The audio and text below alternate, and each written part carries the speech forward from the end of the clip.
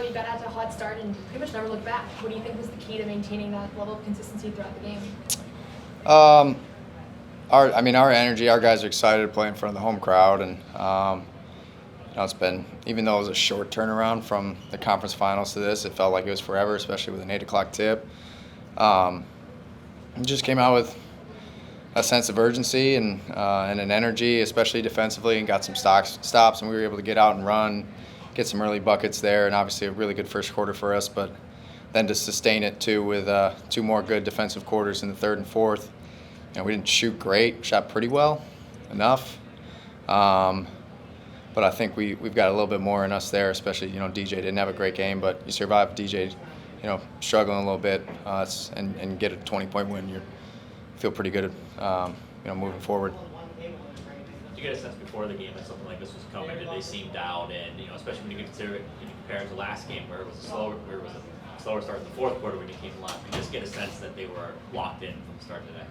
Yeah, they obviously know what we're playing for. That's no secret. I do think I've some level of sympathy for Oklahoma City. They've had a really tough travel schedule throughout the playoffs, going from Oklahoma to Sioux Falls to Stockton to here.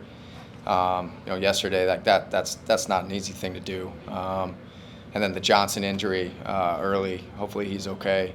But him going down like that, 5 minutes into the game, not even kind of took the wind out of their sails a little bit. He's a phenomenal player. He's a big part of what they do. But our guys, that's some earlier on in the year we struggled with in terms of being able to finish and close out games. Like oftentimes, especially NBA, but especially in the G League, the worst thing you can have is a 20-point lead at halftime. Because it's hard to sustain that, the human nature of it all, to relax and for them to come out and they had a flurry of threes there, but again for us sustained it, made some timely ones to kind of stave them off and finish the game. And Drew Peterson had a much better game today than he did the 2 prior postseason games. Did you see anything different in the way he approached tonight? Do you think it was just a matter of shots falling?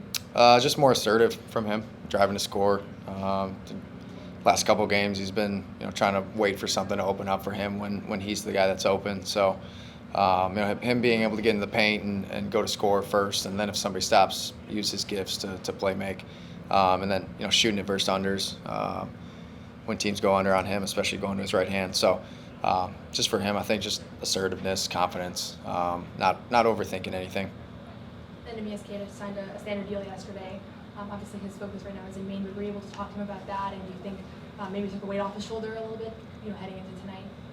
I hope so. I talked to him, just told him congratulations. He's obviously super excited and very appreciative, and our team and staff and everyone here in Maine is super excited for him. It's a great recognition and great opportunity for him, and certainly a nice financial boost too. So, but he's the same guy, whether two-way assignment.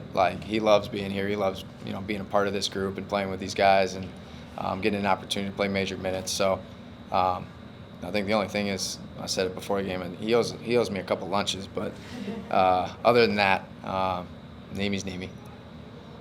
The atmosphere here at home for you guys, obviously you talked about Maine being such a great place for the fans anyway, but for this crowd, what did you get the sense out of from this crowd for the first finals game that you guys have hosted here? Huge pop. especially early, with us being able to get out, get some transition dunks off some of those turnovers and long rebounds, and but yeah, from start to finish, obviously, as I always say, we gave them something to cheer about. So, some big plays defensively, big plays offensively. Jordan Walsh dunk there in the fourth quarter. Really, I think brought everybody to their feet. I think there's a reporter, I think, in Boston that always routinely chastises the crowd for doing the wave. So I wonder if he was. We tweeted at him. Okay, good. I think I'm on his team in terms of that. But no, the crowd was great. Our fans have been phenomenal throughout this playoff run. Last question. Go ahead.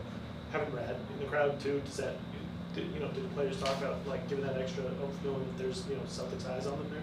I don't know if they did, but certainly made me more nervous. Usually he's across the way, so he can't hear what I'm saying or thinking or yelling about But no, he's great. I mean, obviously, Brad's phenomenal.